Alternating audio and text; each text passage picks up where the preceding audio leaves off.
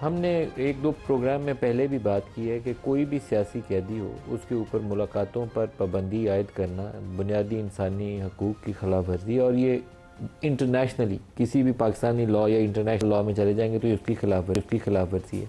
इमरान खान 6-7 माह या जितना अरसा भी उनका गुजरा है कैद तन्हाई के अंदर, उसके ऊपर शदीद किस्म के सवालात हैं और ये सवालात दुरुस्त हैं। उसका जवाब मिलना चाहिए कि उनकी फैमिली मेम्बर्स को, उनके पर्सनल फिजिशियन को, उनके लॉयर्स को उनसे मिलने की इजाज़त क्यों नहीं है। इसके ऊपर मुख्तलिफ़ वक्तों में सवालात उठे। एक जवाब यह आता था हुकूमत वक्त का कि उनकी फैमिली मेम्बर्स जब उनसे मुलाकात करते हैं, ख़ास तौर पर उनकी बहनें उज़्मा के हवाले से, ताकि वो बाहर निकल कर पोलिटिकल स्टेटमेंट देती हैं और ये पॉलिटिक्स होती है। बहरहाल नवाज़ शरीफ से उनके सारे फैमिली के लोग भी मिलते थे, सियासी बयानात भी देते थे, लेकिन ये माजी में कभी इसको बुनियाद बनाकर उनकी मुलाकातों के ऊपर पाबंदी आयद नहीं की गई। लेकिन इमरान के ऊपर ये पाबंदी फ़िलहाल बरकरार है।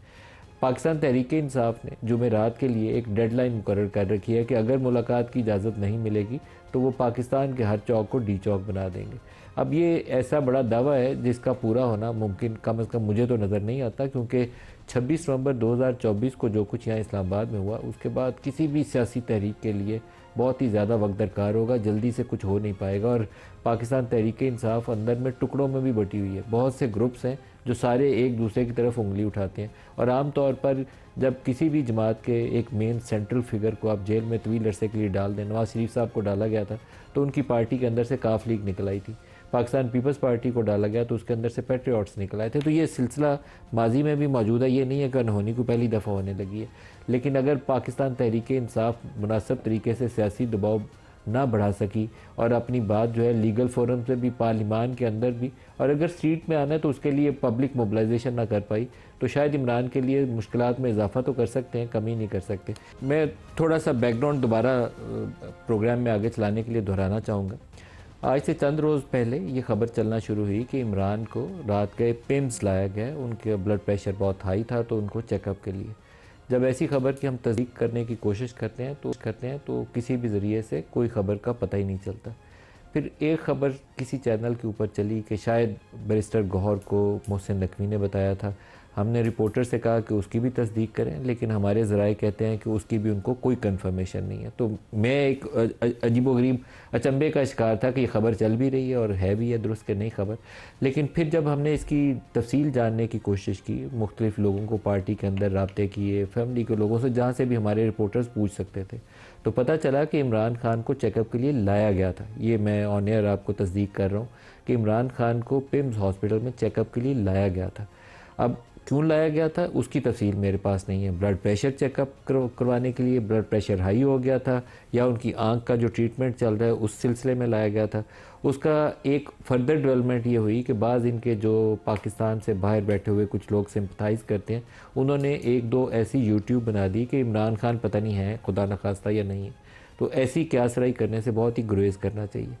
इमरान खान को पिम्स हॉस्पिटल लाया गया चेकअप के लिए, और हो सकता है रूटीन एग्जामिनेशन हो सकता है ब्लड प्रेशर ऊपर हो, मेरे पास इसकी तस्दीक नहीं है और मैं इससे ज़्यादा इसके हवाले से कोई कंक्रीट नॉलेज नहीं रखता जो आपको शेयर कर सकूं।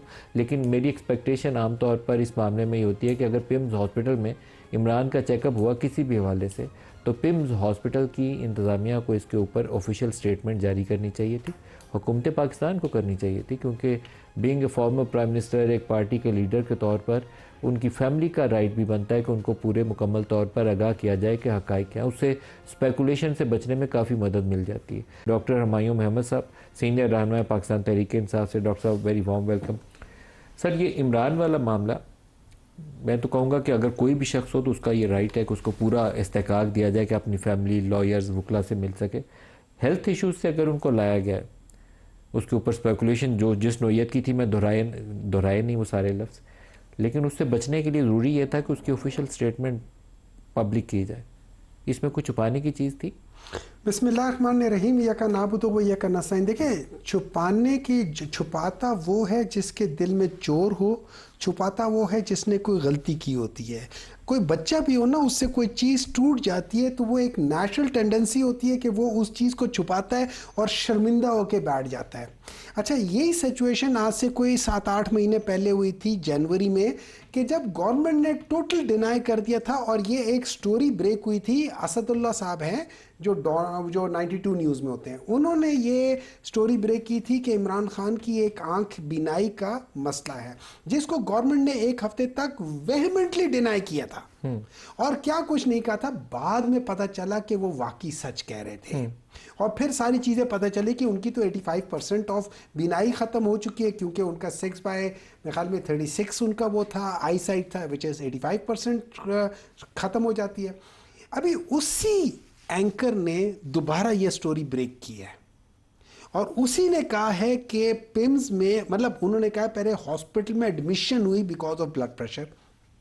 अब आई एम ऑल्सो अवेयर कि उनकी बहन ने कहा है कि हमारी फैमिली में ब्लड प्रेशर नहीं है। होता है बाज़ फैमिलीज में ब्लड प्रेशर नहीं होता, but that doesn't mean blood pressure हो नहीं सकता, क्योंकि फैमिली हिस्ट्री इज़ इम्पॉर्टेंट, लेकिन आपका सर्कमस्टांशियल जो ये सराउंडिंग है या जिन स्ट्रेसेस से आप गुजर रहे हैं, वो आपको वहाँ पे प्रॉब्लम दे सकता है, even if you don't have any family history.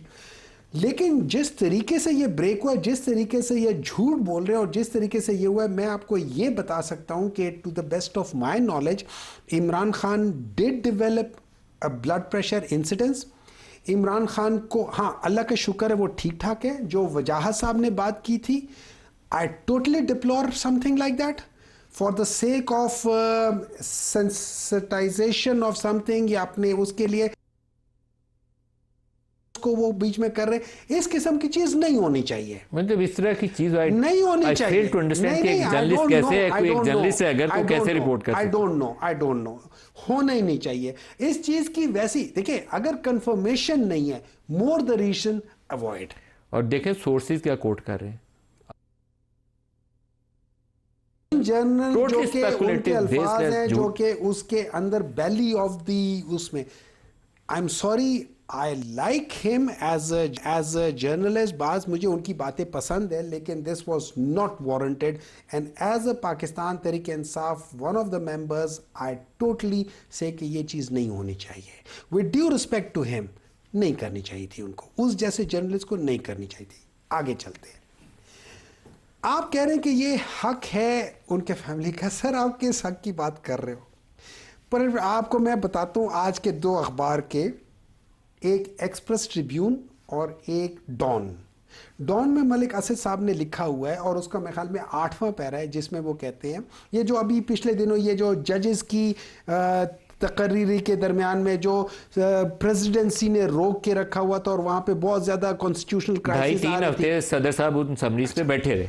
उस पे वो कहते हैं कि जिस चीज़ पे अब ये लीगल टीम, प्रेसिडेंसी की legal team, according to Dawn, उनको ये ऑब्जेक्शन कहते हैं नंबर 1 कि पीपल्स पार्टी का एक भी कैंडिडेट को उन्होंने सेलेक्ट नहीं किया, और नहीं, नॉट एक भी, उन्होंने कहा most of them have been rejected, that means some of them has been accepted. उसकी भी मैं आपको वजह बताता हूँ।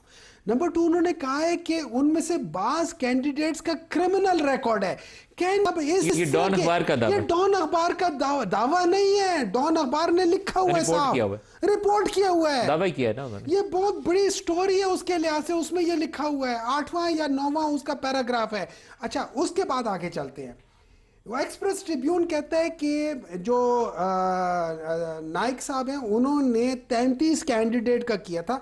अच्छा, एक कैंडिडेट जिसका नाम लिया हुआ है अखबार में, वो कहते हैं कि एडवोकेट रऊफ अता साहब, इनको शुरू में जुडिशियल कमीशन ऑफ पाकिस्तान ने रिजेक्ट कर दिया है। अब ट्विस्ट ऑफ स्टोरी देखिए, हमारे एक बलूचिस्तान के चीफ मिनिस्टर साहब हैं, ऑनरेबल भुक्ती साहब, उन्होंने जाके कहा यार जान दो यार, इसको कर लो। फिर उसके बाद उसको 10 वोटों से उसको एक्सेप्ट किया जाता है। Can you imagine? हमारे जजेस पाकिस्तान के, ट्रिब्यून का दावा है, उनका दावा है। मैं इसलिए साथ साथ कह रहा हूं कि ये समा क्लेम नहीं कर रहा, नहीं, समा नहीं क्लेम कर रहा। देखिए, एक डॉन क्लेम कर रहा है और एक एक्सप्रेस ट्रिब्यून क्लेम कर रहा है। अब मुझे एक बात बताएं सर, मुझे एक बात बताएं, क्या इस मुल्क में जुडिशरी अगर इस तरह होगी तो फिर कौन सा उसूल, कौन सा ये अपना क्या हो गया, ये जो अपना जेल मैनुअल, कौन सा कॉन्स्टिट्यूशन, कौन से सब कुछ हम किधर हम मुझे तो नहीं पता कि ये मुल्क अगर इसी तरीके से कि ये मुल्क वाकई इस काबिल होगा कि इसमें कोई शरीफ इंसान रह सके, यानी इसके लिए आपको क्रिमिनल रिकॉर्ड होना ज़रूरी है। अगर ज़रूरी है तो 2-3 कत्ल आप और मैं भी मिलके कर सकते हैं, चलो अकेले नहीं तो मिलके कर सकते हैं, शायद हमें भी कोई अच्छा ओहदा मिल जाए, शायद मैं भी जज बन जाऊं। ये वो बातें हैं जो आज के दिन, चूंकि ये 12 अगस्त की शाया हुए खबरें हैं, आज के दिन सारे एंकर्स को इस पे बहस करनी चाहिए, क्योंकि ये पाकिस्तान नहीं किसी भी सोसाइटी का फंडामेंटल एस्पेक्ट है, विच इज जुडिशरी। प्ले करिएगा जी, नैयर बुखारी साहब क्या कह रहे हैं। ऐसे लोगों को भी एलिवेशन के लिए रिकमेंड किया गया जिनके खिलाफ केसेस हैं, जिनकी जो अपनी रेपुटेशन है वो up to the board, up to the mark नहीं है। ऐसे लोग भी हैं जिनको रिकमेंड किया गया कि जिनके खिलाफ एलिगेशन करप्शन के हैं, तो इसीलिए प्रेसिडेंट साहब ने उस समरी को रोक लिया कि जी इस किस्म के लोगों को तो अपॉइंट नहीं करना चाहिए। फिर साइन क्यों किया?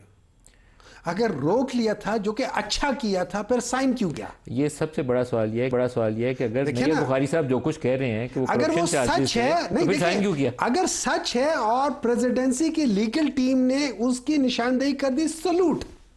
लेकिन भाई अगर कर दिए तो फिर साइन क्यों किया? साइन करने का मतलब है now you are compromised for what? इस हाथ दे इस हाथ ले, क्या खूब सौदा नक्त है, इस हाथ ले। देखिए ये वो चीजें होती हैं जो इस मुल्क को डुबो रही हैं।